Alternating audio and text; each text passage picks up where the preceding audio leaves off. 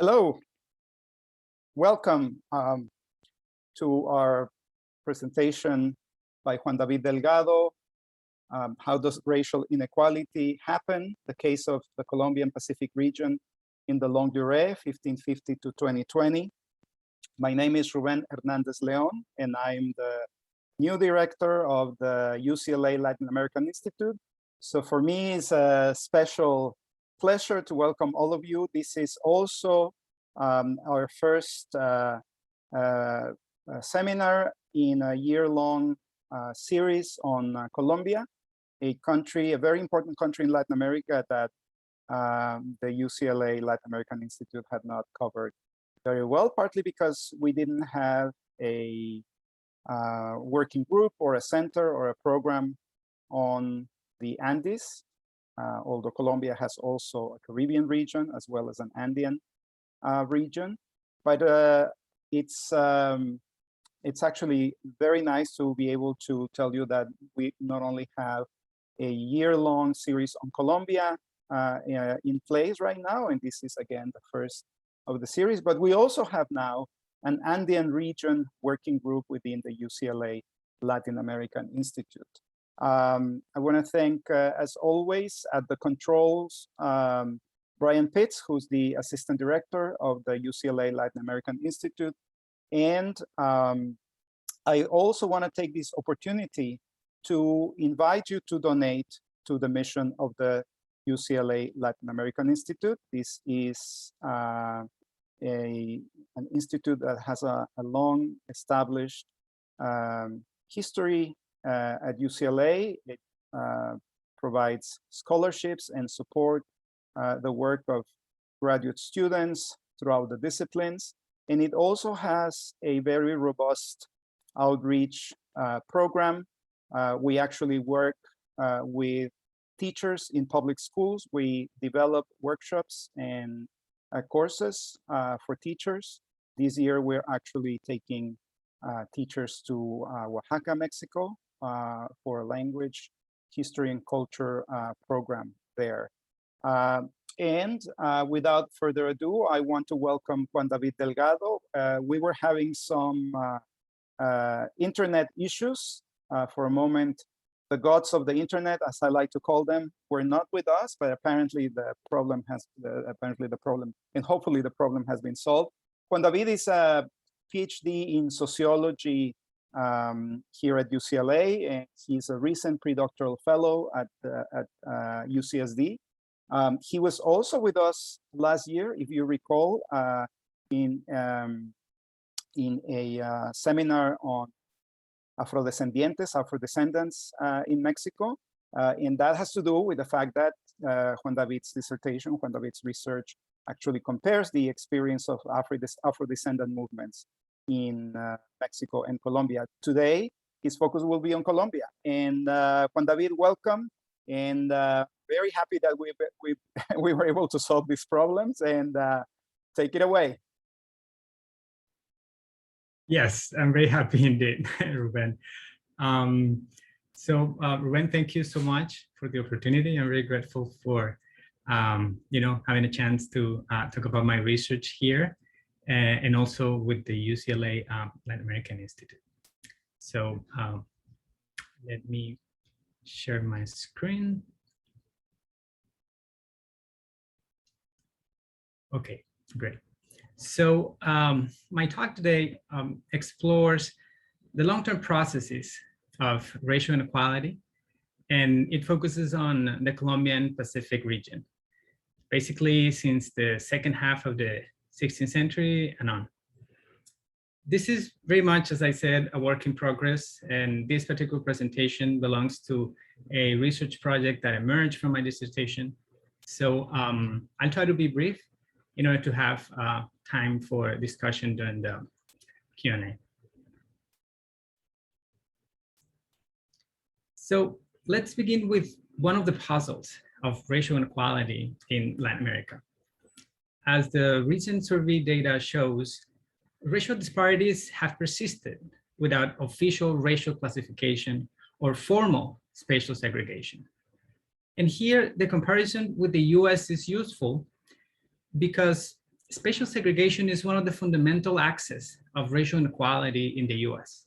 It is really difficult to understand all the accumulated disadvantages of people of African descent in the US without paying attention to official practices of spatial segregation, like redlining, for example. So what is interesting about racial inequality in Latin America is that it has persisted in the absence of these formal practices. So now one could argue that racial inequality doesn't need official racial segregation or official racial classification in order to persist and reproduce. But even if that is the case, we still need to explain how does the lack of de jure segregation has coexisted with de facto forms of racial exclusion. And one way to answer this puzzle is to pay attention to the mutually constitutive relationship between racialization and rurality.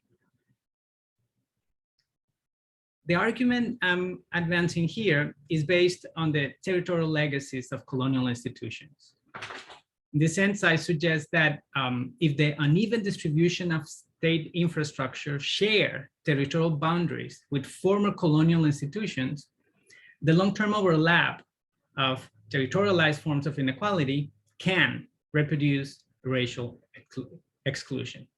And as we will see, this territorial overlap not only has material consequences, but also symbolic ones. This is, of course, one single process among others that help explain patterns of ethnoracial inequality. We can think of many others, including those that are articulated in urban spaces, and there's a lot of research to be done in that area as well. In this sense, we might say that this is a sufficient but not a necessary condition for the reproduction of racial exclusion. So having these caveats in mind, let me show you 3 moments of territorial overlap of racialized exclusion.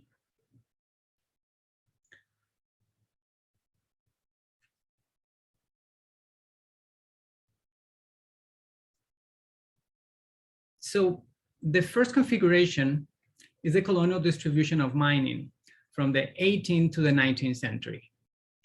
Here, there's a territorial overlap between the subnational geography of colonial slavery and the extractive economies of the new republic. So here we have data on the colonial economy of Colombia. On the left, there is a map with major gold mining regions during the colonial rule. And on the right, there's a distribution of 2 gold mining cycles in the viceroyalty of New Granada. When we compare these figures, we see when the production of gold using enslaved labor became territorially concentrated in the Pacific coast. During the second cycle of gold mining, starting in early 1700s, the production of gold moved from central regions like Santa Fe in Antioquia to the Pacific circuits like Chocó and Popayan. So after the 18th century, there's a disproportionate allocation of enslaved labor in the Pacific coast, in relation, of course, to the rest of the Colombian regions. And as gold mining became profitable in the Pacific coast, the number of enslaved persons also increased. In this table, we see how the enslaved population in Chocó increased from 2,000 in 1724 to more than 7,000 in 1782. And this process fairly corresponds to the English period in the transatlantic commerce.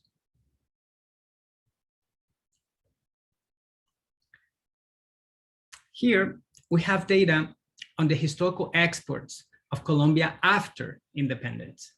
On the left, you have a map with location of exports and activities. And on the right, there is a percentage of these activities in relation to total exports. What is interesting to observe here is how the Colombian economy was diversifying in central and northeast regions, while in the Pacific coast, mining persisted, in some places even until today. However, at the same time, as you can see in the graphic on the right, mining decreased in profitability. And during the second half of the 19th century, coffee became the export product in Colombia. And here, the comparative perspective is useful.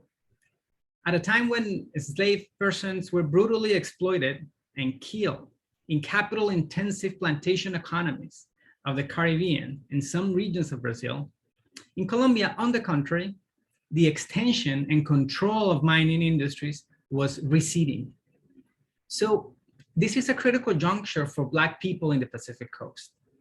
On the one hand, there's a process of de facto segregation that disconnects these territories from state infrastructure and market access. And on the other hand, there's also an emerging process of autonomy, also de facto process of autonomy that opens a territorial space to develop counter-hegemonic forms of social organization. In other words, inequality-making processes of segregation coexisted in Colombia with socially autonomous processes of organization. And this takes us to the second moment, the racialized representation of Black peasants during the second half of the 19th century and the first half of the 20th century. Here we will see how, at the same time that Black peasants were developing autonomous forms of social organization in the lowlands of the Pacific coast, Colombian elites developed a racialized representation of those persons and territories. Here we have a map by Robert West, anthropologist, a geographer, cultural geographer, that shows the settlement of Black peasants after abolition in 1851. The gray areas are the former mining circuits that you remember from the prior slides. And the arrows represent vectors of colonization or settlement in the river basins of the lowlands of the Pacific coast. This picture, taken by West himself in 1950, is a picture that will give you an idea of how the settlement of Black peasants looked like then. And you'll be surprised to see how this picture resembles pretty much the same settlements that you can see nowadays in the lowlands of the Pacific coast. So one of the evidences of racialization of this process of Black autonomy and peasantization is the Choreographic Commission. The Choreographic Commission was a scientific project led by the Italian military Agustin Codazzi in 1850, and it was organized to provide basically a nation inventory of resources and population. And we can think of this project as a nation-making project that codify the racialized representation of people and places in Colombia. So here on the right, we have one of the drawings that the commission created to illustrate the population of Bogota. And you can see to some extent the representation that Colombian elites had of themselves, resembling the European bohemia in their practices, outfits, but also skin tones. What is interesting is how much the demographic composition of this drawing resembles the data from the last colonial census, which you can see on the left. As you can see, Tunja and Bogota at the center were places with the majority white and mestizo populations back then, and also in the drawings of the Choreographic Commission. And here you can see how the representation of people of African descent in the Pacific coast is basically the complete opposite. Black persons are represented half naked and drinking, almost like savages, far away from the cultural practices of Bogota. Once again, this graphic representation resembles very closely the demographic representation of slaves during colonial rule. So as you can see, the Colombian state retreated materially from the Pacific coast and at the same time expanded symbolically the racialized representation of people of African descent. The territorial overlap of extractive activities, now in decadence, not only created the material conditions to reproduce inequality, but also the symbolic conditions to extrapolate colonial representations into the national imagination after independence.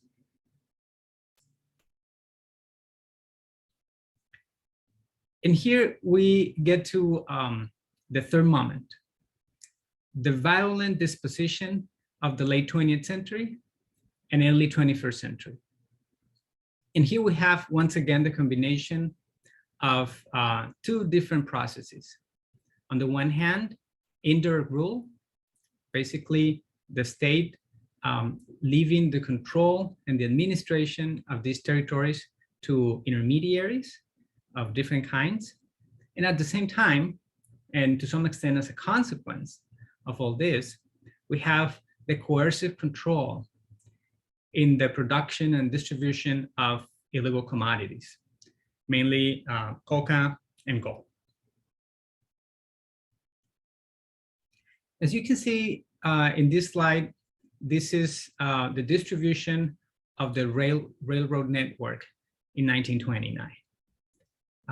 This is basically the first half of the 20th century, and you can see how Colombia is pretty much fragmented territorially.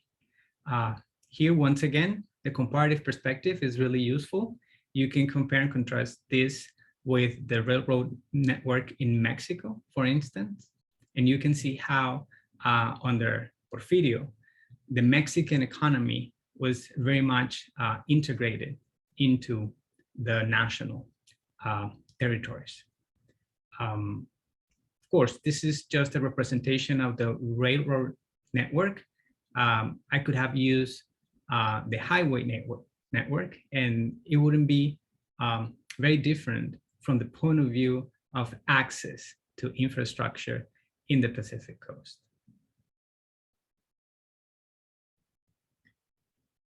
Now, part of the fragmentation that we can see of a state infrastructure is related to the indirect rule.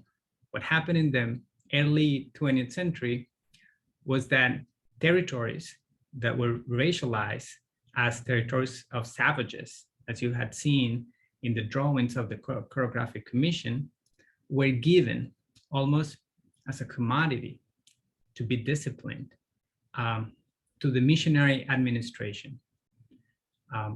This map shows the different religious missions that were controlling the education and many other forms of cultural and material infrastructures in Colombia up to 1975. It is not a coincidence that many of these territories that were given to the religious administration are now coded as indigenous or Black territories in Colombia.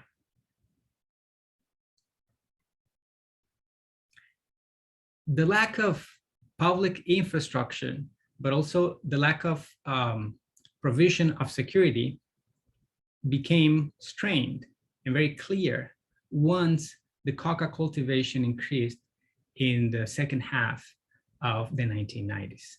As you can see here in this graph, we see the evolution of coca cultivation in the Andean region.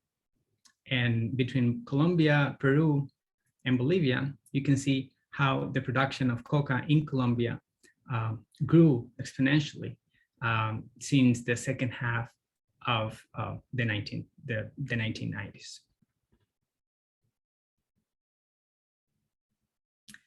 If we take a look at the distribution of coca cultivation within Colombia, you can see how the Pacific region became an important place, both for the cultivation, but also the distribution of this illegal commodity. Of course, the majority of the cultivation didn't happen there, but it became increasingly one of the major regions in the production of coca. In this map, we have the dynamic of coca commerce, if you want, but also the routes of transportation that many illegal groups use to move this kind of commodity through the northern part of the Pacific coast. So whereas the southern part became increasingly a place of production of coca, the northern part became increasingly a place of coca distribution. If you can see the arrows well there, you will see that we have two axes. On the one hand, the yellow axis from south to north represents a route that was, for the most part, monopolized by paramilitaries to move people, arms, but also drugs from the south to the north and from the inner country to the Atlantic coast. Now, that axis was in tension and contradiction with the horizontal axis of guerrillas that were moving people, drugs from the central parts of the country to the Pacific. The nodal point there is Bojayá, which is one of the tragic examples of a confrontation between guerrillas and paramilitaries that ended up massacring people in a church. So we can see how over time, the receding of the state plus the racialization now is integrated into the illegal commerce in a way that is to some extent a new coercive regime that is controlling people and places. The situation is even more complicated if we consider what is going on very recently after the peace negotiations between the government and FARC. The slide here shows the progress in implementation of the final accord. This is data from 2020 that I'm taking from a group of researchers in the US who are conducting this barometer initiative from the University of Notre Dame, showing the difference between the progress of the general implementation of the final accord and the progress in the implementation related to ethnic provisions, what is called the ethnic chapter. And as you can see here, in general, the general implementation is very low, with about 20%, but the implementation of the ethnic chapter has been completed only up to the 10%. So once again, we see here, even under this third moment, that there's a differentiating and segregating activities, orientation by the Colombian government in this region that continues the overlapping and the territorial distribution of racialized inequalities.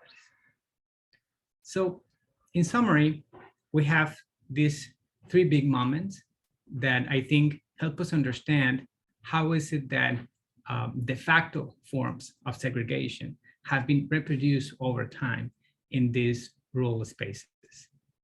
Just to summarize, we have the colonial distribution of mining industries from the 18th to 19th century, the racialized representation of Black peasants during the second half of the 19th and the 20th century, and finally, the violent dispossession that we can see in the 20th and the early 21st century.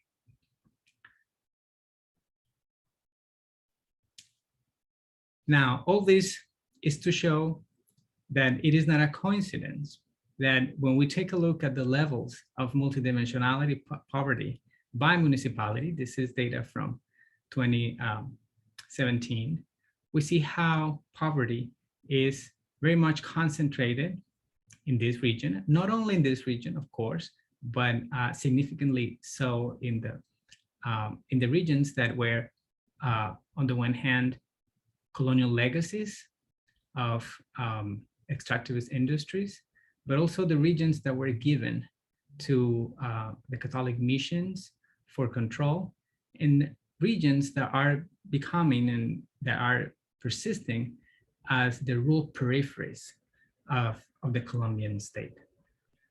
And try to keep this map in mind, because when we analyze the percentage of Afro-descendant population by municipality, we see how when we take a look at the amount of people by municipality, there's an increasing concentration of people of African descent in the very same coastal region where all these territorial processes have been overlapping since colonial times.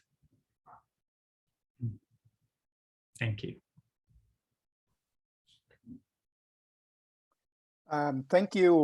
Thank you very much, Juan David. As always, very concise and to the point, and we very much appreciate this. I take this moment to actually invite the members of the audience to type in their questions. We don't have actually live interaction. This is a webinar, so please type your questions via the Q&A. I think you might be able to do it through the chat, but please let's get started with the discussion. And well, there's the congratulations coming in, but excellent presentation. Thank you. I want to take a moment, taking advantage of my role here as host and moderator, Juan David, to begin asking you, can you say a little bit more about the role of the church? Because you emphasize at different points in your talk how these areas that were given to the Catholic Church or assigned to the Catholic Church are during colonial, post-colonial times are areas where you see these concentration both of sort of racialized groups and also poverty. So can you unpack a little bit more how the Catholic Church and its practices were implicated in these historical processes? Yes, that's a really interesting question, and it sort of dovetails in one of the projects that I'm also developing. What is interesting about this institution is that, unlike many other places, like Mexico, for instance, Ruben, where secularization happened in a very specific territorial way, basically the power of the church was eventually removed from their control of state institutions or public institutions. That didn't happen in Colombia. So when we compare what Porfirio Diaz did in Mexico with what Rafael Núñez, which is sort of the Porfirian Colombian centralizer person, we can see big differences, right? The Bavarian state that to some extent Porfirio Diaz was trying to develop in Mexico was not nearly close to what Núñez, which is one of the central efforts in creating this Bavarian state. That didn't happen. So Núñez gave many of these territories, and as you know, are racialized, to Catholic missions that were not part of sort of the central core of the Catholic Church. And what is interesting here is that we have a duplicity of institutions, and many of the sort of national dynamics in terms of education, but also security provision, but also welfare, were not being given in the same way. So in Colombia, we have this cultural representation of these rural territories that for the most part can be traced back to these duplicitous institutions. Now, having said that, and sort of showing the contribution of the church to these long-term patterns of inequality, it is also interesting to trace closer to our time how in certain spaces of that religious control, there's the emergence of the liberation theology. And here we have something very similar to what happened in Central America, but also in Chiapas, for instance, in Mexico, where certain fractions or factions within the Catholic Church change the discourse in a way that contribute to organize people against this type of processes that we've been talking about. So it's really hard to do in this kind of long-term process analysis of the role of the Catholic Church, decisive judgment, but it's interesting to see how within the same institution, we have different configurations of, on the one hand, domination, if you want, and on the other hand, contention and counter-hegemonic forces. Thank you. I'm going to start reading some of the questions which are, started to come in. Natalia Hernandez Vidal writes, thank you for a wonderful presentation. How do you see the relationship between Black and Indigenous inequality in Colombia? That's a great question. They are very much related. And it really depends on, of course, the region. Here, I sort of focus on the Pacific Coast as a region of, that is experiencing the colonial legacies of slavery for the most part. But many of those places were also, and even until today, inhabited by indigenous groups. So in some places, like the Pacific Coast, I could have told a story of also indigenous people in the very same way. So this kind of exclusion is shared. And I think that explains, unlike other places like the US, that explains why after a century or so of these kinds of territorial exclusions, we can see how indigenous and Afro-descendant organizations are working together on similar issues, like land distribution, for instance. That, of course, having said that, that is not a national dynamic, something that we could nationalize for Colombia as a whole. Precisely because of the territorial fragmentation in Colombia, it's really hard to generalize at the national level. So the story is different when we think about indigenous people in the Amazonian region, where this kind of mutual forms of organization, but also similar forms of territorial exclusions were not shared. Thank you. We have a question from Matias Fernandez. Hi, Matias, all the way from Chile, I understand. Thank you for connecting to this webinar. And Matias is asking, to what extent the racial inequality you're exploring is originally economic? Well, Matias, that is a good question. And yes, I think what I try to do here is first trying to show this process of territorial allocation of enslaved labor, right? And we can think of all the racializing interpretations of that process, not only as an economic process, but also as a process that was embedded in racialized representation. But I think, from the point of view of the contemporary representation of people of African descent, and not only people, but also regions, it is interesting to see this overlap between what you might call economic processes of labor allocation during slavery, and then the nation-making process of the 19th century that was very much a symbolically racializing process. So it is a double punch, if you want.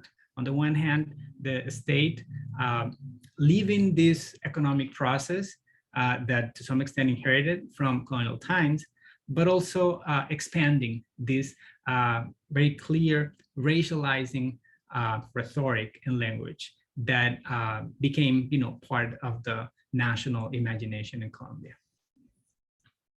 Thank you, Juan David. Phoebe Bruce or Browse, either pronunciation is correct, hopefully. Is asking, what contemporary resistance or grassroots movements are there in Colombia that attempt to combat de facto segregation and dispossession of Black and indigenous folks? Great question. One of the implications, I would say, of my research, when we take a look at these long-term processes, is that many of these forms of exclusion are happening in informal or de facto ways. And that means that when we think about resistance and when we think counter-hegemonic forms of organizations, to some extent, they were anti-racist without using an anti-racist language. Let me explain this. How is it that it can be anti-racism without racialism? As you can see, many of these people were abandoned to some extent by the state. So there's a lot of territorial inequality within the territory. So one of the huge forms of contention was to create collective territories for both indigenous and people of African descent. But the mobilization to defend these territories was not articulated in the anti-racist rhetoric that we're very familiar with here in the US. But if we consider the long trajectory of racialization, that is for the most part de facto racialization, we could say that the multicultural rhetoric of the 1990s that has been criticized for so many was actually going against de facto forms of racialization. So there's a very interesting research agenda to be completed on how to do anti-racism without racialism. Thank you. We have a question here from my colleague, Professor Laura Gomez at the law school, at the UCLA Law School. Let me go ahead and read it. I would like to hear more about the choreographic commission, which I had never heard of. Amazing. I can't help thinking of the Spanish Colonial casta paintings.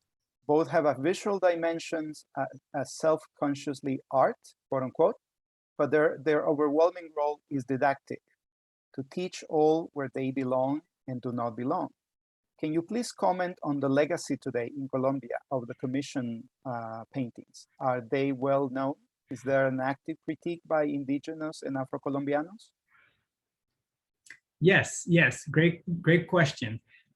So yes, it does resemble to some extent the casta paintings, although of course they're from very different moments, right? The casta paintings were drawn sort of at the end of the colonial period, and the choreographic commission was basically a national building project of Creole elites in the 19th century.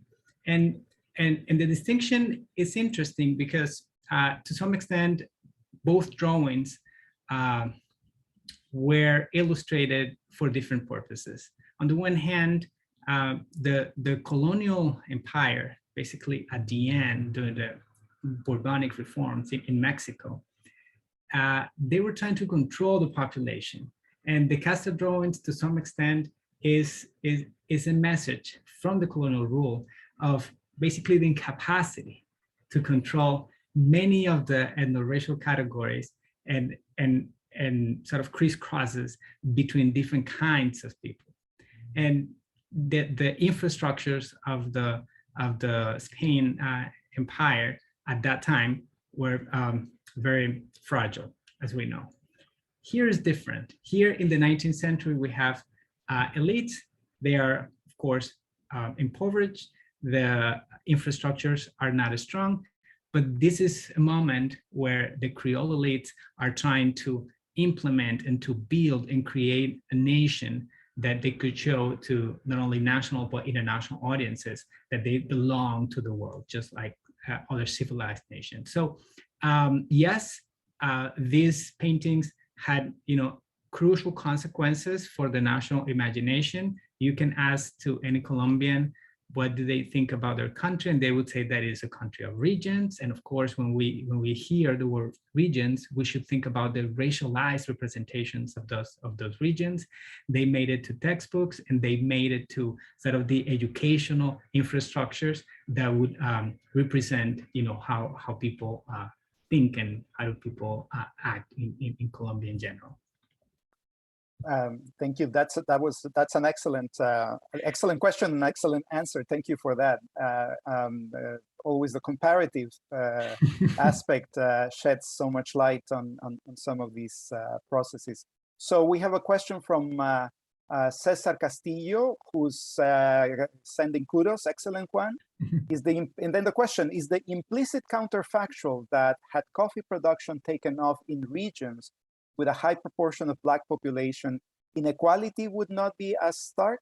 In other words, does the state receipts from the Pacific region for economic and not racial reasons? Is coffee the main reason why regions like Marmato or Caldas were not abandoned in the way the Pacific was? Great question, Cesar. A good Colombianologo right there. I believe so. I think that has to do with both how inequality was organized, but also, Cesar, I think it is important to understand the type of politics that were allowed in those regions. When we think about mestizaje, for the most part, we think about an ethnoracial representation, but we also forget that mestizaje was done as a way to frame politics in terms of class, right? So many of the struggles that happened in the Andean regions in Colombia were framed as class struggles between mestizos, basically. And as you know, all the struggles between the smallholders of land and the big holders of land happen in this key. And I believe, many of the processes of, land redistribution or the persistence of sort of small chunks of smallholders sort of resisting the expansion of the big capital happen in places like this, because the coffee economy created both a new economic framework, but also a new way of organizing politically. That didn't happen in the Pacific coast. Hacendados were not there. The type of peasant politics of the Chinese kind or any other were not possible there. So many of these things persisted in the absence of both a new labor regime, but also a new kind of politicization of class-based categories. Thank you. My colleague, Professor Cesar Ayala in sociology, asks, did the process of peasantization of the Afrodescendiente communities in the Pacific Chocó region begin all of a sudden with emancipation, think Jamaica, for example, or gradually as a result of the involution of the mining economy? Yes, I think is the second one, Cesar. As the mining economy was declining, it never disappeared, but as it was declining, we have an emerging process of peasantization. It doesn't happen immediately in 1851, but it happened sort of from even earlier periods to very much the 20th century. Those type of processes were happening in many regions of the Americas. The Mississippi Delta, for instance, was one of those spaces. And your friend Juan Justi talks about the comparison between Mississippi and Loiza, am I mispronouncing that place in Puerto Rico? What is interesting of the Pacific Coast in comparative perspective is that these freedom spaces, these spaces of autonomous organization of Black peasants, that was not interrupted. As you know, from being an expert on the Caribbean, these free moments of autonomy organization were interrupted with the expansion of export economies in the late part of the 19th century and early 20th century. In Colombia, because the state was giving these territories to Catholic missions, the autonomy and the autonomous process of organization persisted. So not only initiated, but also persisted. And that was crucial to understand why Black culture and Black organizations emerged as something different from what was happening in the Andean country, for instance. Thank you. Our colleague, Professor Peter Reich in the UCLA School of Law, also congratulates you, Juan. Thank you for your excellent presentation. You have concentrated on spatial distinctions based on race using a national scale.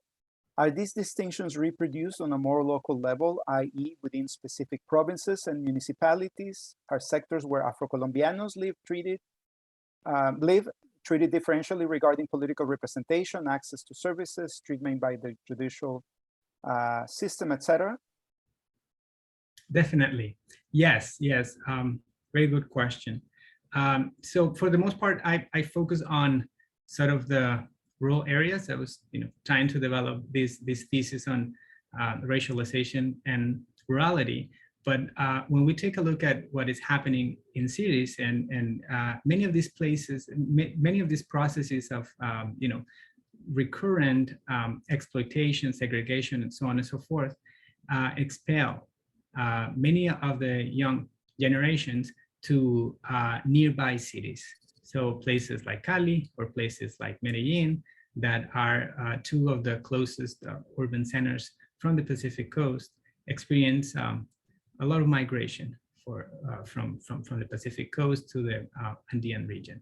And that is, of course, a topic for a different talk. But in places like Cali, there is an urban segregation that is happening during the 20th century. So we can actually draw the line in a highway, for instance, where the majority of Black people live versus other places where the population is more heterogeneous. And of course, these places are not only poor in terms of wealth, but also lack of access to health, education, public infrastructure. The land is cheaper, closer to rivers, become flooded, et cetera, et cetera, et cetera. So many of these sort of long-term processes that I'm describing here would have later in the 20th century repercussions for how people are perceived in cities as they continue migrating from regions like this to the growing urban centers. Thank you, Juan David. Jessica Huerta. Hi, Juan, excellent discussion. You mentioned textbooks. Did you find that there were scientific racial projects, quote unquote, like we've seen in the US, where scientists try to justify white superiority based on different sizes of skulls, hands, and bodies? Yes, great question, Jessica.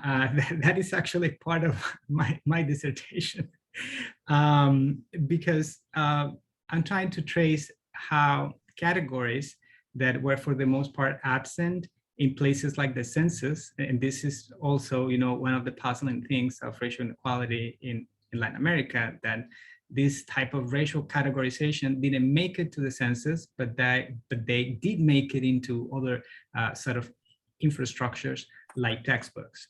So you made reference to eugenics and these scientific forms of racism.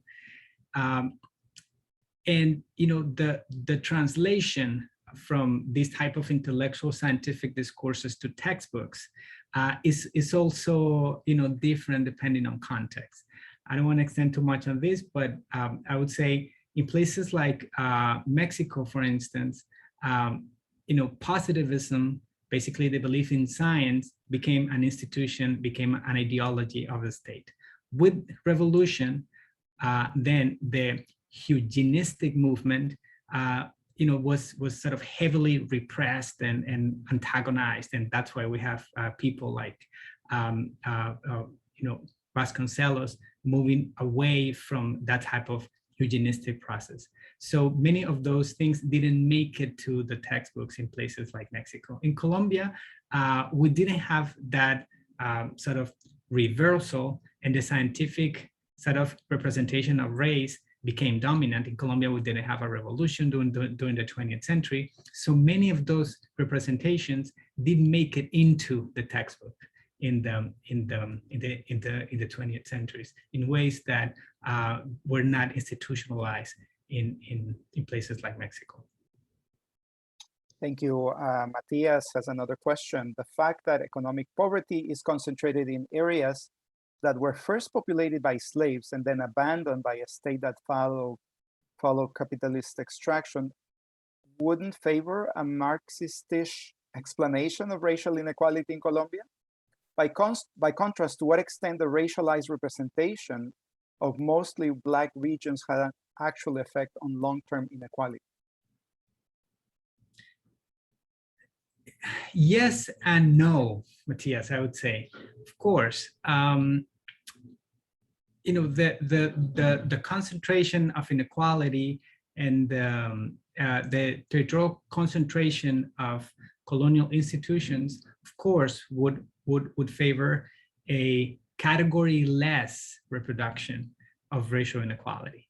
And although that might be the case, I think you know, going with and also against the Marxist interpretation, it is important, I believe, to understand what happened to a peasant that just experienced these forms of territorialized inequalities that are not doubled symbolically with a racializing language. I believe that is different from other kinds of, you know, experiences like the one that is you know, lived in the Pacific coast, with this category-less experience of segregation is then racialized symbolically. I believe it is interesting to show that Black rurality as an expression of territorial legacies of colonial institution might be distinct from mestizos or other kinds of territorial exclusion. Thank you. There was another question from Cesar Castillo. I'm going to read it since we have a little bit of time. Cesar wrote, how do you compare racial inequality in the Pacific versus the Caribbean, where Black people are an important minority, about 20%, I think? Yeah, that is a good question, Cesar. I believe the dynamics are different.